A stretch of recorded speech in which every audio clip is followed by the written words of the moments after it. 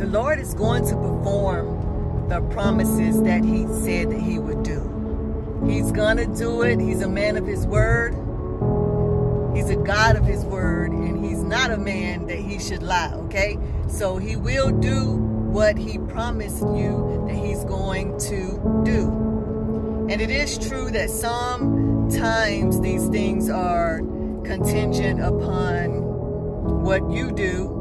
Say, for instance, if he calls you to be a preacher, and you fight against the call, you fight against the call, you fight against the call, you fight against what he told you that he's going to do, you fight against it and you fight against it, then you forfeit that, okay? You forfeit that. But God can do what he promised, and he will work on you and pull you and call you and call you. But you can reject the call. However, if there's something that he said is going to take place in the earth and you are involved in it, he's going to do that thing.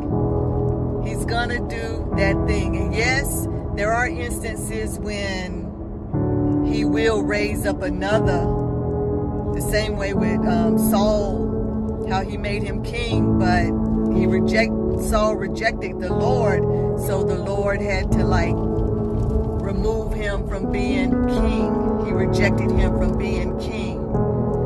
Now that's a whole total different circumstance. But if you know that the Lord has promised you something, whether it be whatever, I ain't even going to start naming what it could be, then you have to believe that that thing will come to pass. The Lord already knows the thoughts that he has for you, and whenever he gives you the desires of your heart, but he establishes your thoughts, he pulls you toward that thing, and he puts you on the path of that thing. But there is a balance. There is a balance, because in the same aspect, he has you preparing to be successful in or with that thing, okay? Just like a new car, the plans on an assembly line, you have to get the tires, you have to get the axle, you have to get the paint color, you have to get the paint job, you have to build the motor, you have to build the transmission, etc.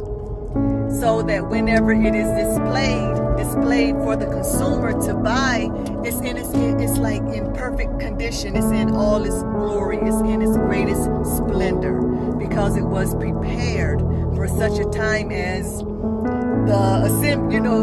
the showroom floor. Okay, I'll say that. So with you have to be balanced, because even whenever you are waiting for that thing, you still have to remember that you are in preparation stages, and you have to prepare yourself. You have to go through the process so that you will be in your best position, also your best condition, so that whenever you get this thing, you will be able to maintain it. So be not deceived. Many of you are in preparation seasons, but you are so much obsessed and so fretful over the promise, over what the Lord has said, until you're not doing what you're supposed to be doing to prepare yourself. So be prepared. Be prepared. It's coming. Thank you.